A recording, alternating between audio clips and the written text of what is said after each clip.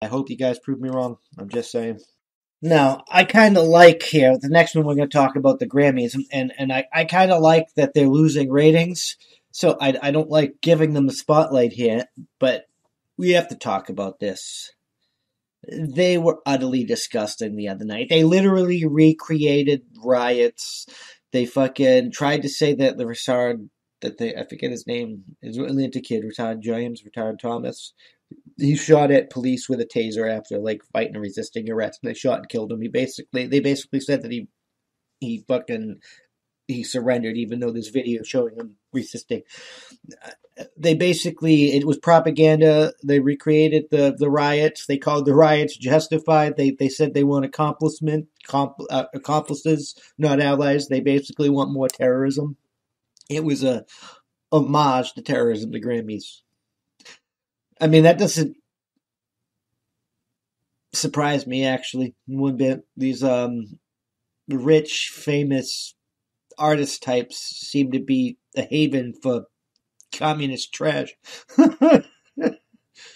Oh my god. All of you in those professions that don't believe this, that keep your mouth shut, how can you just keep your mouth shut? Like, how do you hide it? I don't understand how you do that. I wouldn't be able to do that, or I'd already be fired. I'd already be canceled because this intersectional garbage needs to end. No, we don't need more BLM riots.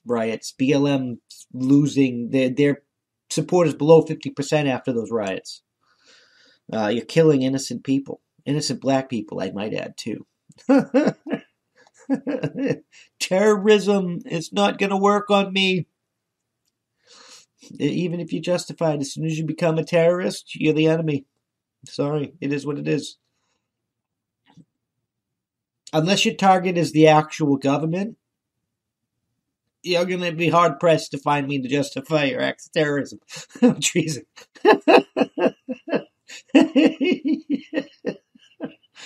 You're directing at regular people. That's what they want you to do, you fucking idiots. Did anybody even watch the Grammys? I'm wondering. Do any of you even watch the Grammys? Did any of you see that? Because I only heard it secondhand through Tim Pool, and I saw little clips when I tried to verify some of the retarded recreations. Oh man, it was garbage. Oh, it was a propaganda piece, garbage. I mean, we've already lost. If this is our culture, this is the culture we're giving our children and stuff. We've already lost. How are we supposed to come back from that, unify, and be able to lead the world against China? They just took Hong Kong. They're gonna take Taiwan. I don't think we can stop them. Thucydides trap. I'm probably gonna butcher the spelling, so give me a second, because I'm pretty sure you guys want to know what Thucydides trap is.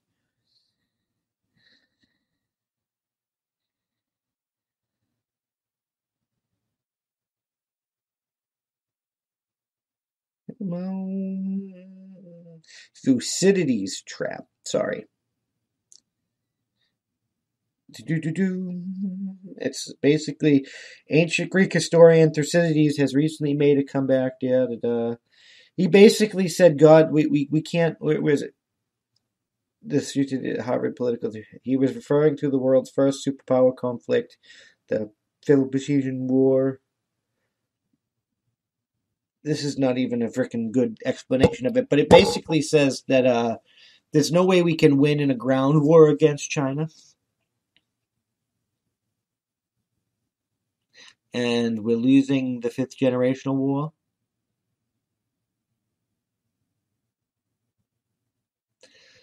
We're losing the cultural war with China. So I'm glad we get that female officer not being tokenized and fighting back against this diminishing of our military capabilities, because they're probably going to be needed soon. And I don't want to say that because I don't like war, but War with China is inevitable, even though we're going to have to find a way past through Thucydides' trap. Well, we're going to fail miserably because they're coming. They're coming either way. We're collapsing. We're too divided. This woke oppression Olympics is killing us. Especially since this woke oppression Olympics, all the people on the woke side are fucking authoritarian trash. You're not fighting for equity, equality, or anything like that. You were communist trash. You being manipulated. You had all that crap, but instead of fucking going for it, you vote in the same asshats and you keep it coming. I mean, it is what it is. At this point, I don't think there's anything we can do to unfuck this mess. We're just gonna have to prepare and learn how to speak Mandarin or whatever because your Chinese overlords are coming.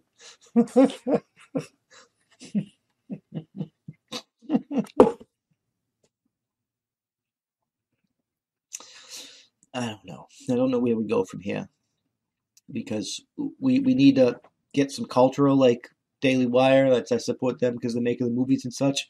Because we have to combat against this. We need to make our own songs and stuff. We have to start building culture and fighting back big time. We have to learn how to fight the cultural war.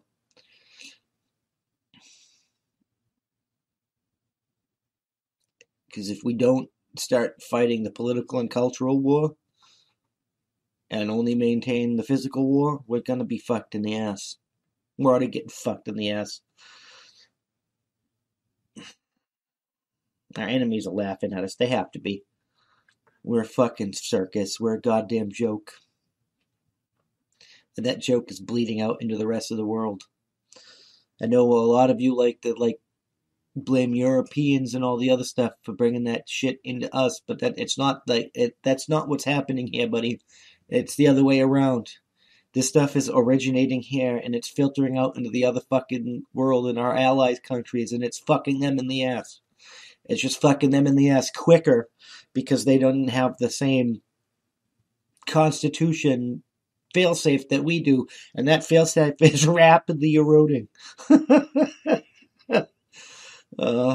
have to do something about this mess. I'm just saying. And I'm going to do an audible real quick instead of talking about Joe Biden and his failures. And Joe Biden is a failure, don't get me wrong. And he's kind of going into this, but I want to talk about something Bill Barr says. So here's an article from Breitbart about China's we've lost pretty much. China's dominating the world, and we've got to pull our heads out of our asses. So let's check out this article real quick.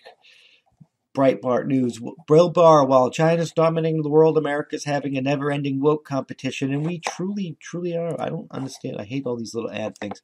But HBO's real-time host Bill Maher warned of the rising influence of China globally in the United States, a concern routinely ignored by Democrats in his own party. China-America cautioned is growing in dominance as America continues to allow cultural issues such as the political correctness of iconic children's book to distract them from pressing issues. I don't give a fuck about Dr. Seuss. I give a fuck about China harvesting human organs in concentration camps. You're not going to win the battle for the 21st century if you are silly people, and Americans are silly people, Bill Maher said during his monologue Friday night. Do you know who doesn't care that there's a stereotype of a Chinese man in a Dr. Seuss book? China. All 1.4 billion of them couldn't give a crouching tiger flying fuck. I love it. Because they're not silly people. If anything, they are serious as a prison fight. A crouching tiger flying fuck. Oh, that's awesome. Mayer used the bulk of the monologue to highlight the advancement China has made through, he acknowledged in the authoritarian nature of the regime. There's got to be something between an authoritarian government that tells everyone what to do and representative government that can't do anything at all, he said, detailing that China has built 500 entire cities from scratch, moved the majority of the huge population from poverty to middle class, and mostly cornered the market in 5G and pharmaceuticals in 2 generations. That's ridiculous.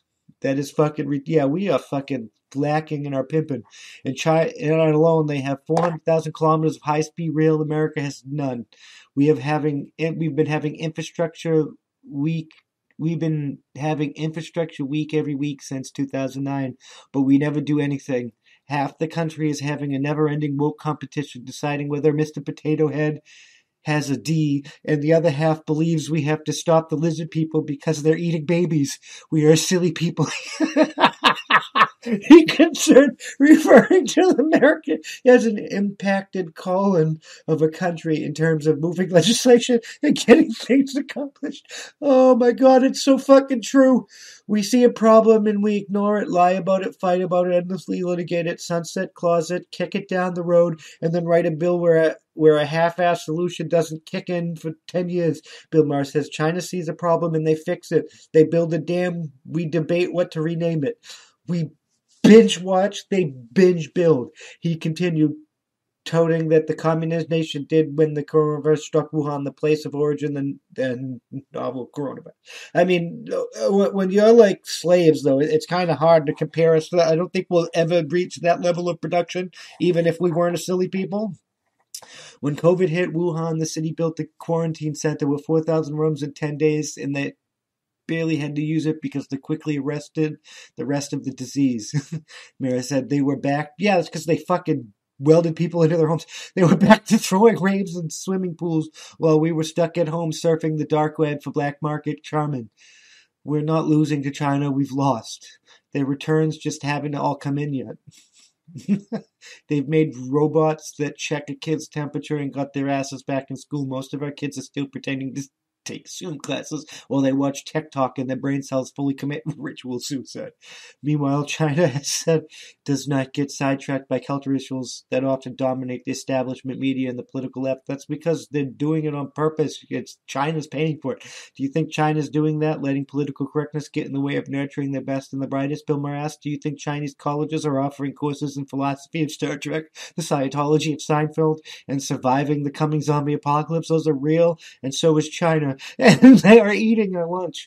And believe me, in an hour, they'll be hungry again. President Biden, who was not wholly addressing lingering concerns over his son's business dealings, which had famously dismissed the country's threats during the Democratic primary race, declaring that it was not competition for the United States. Yeah, it's because they already won.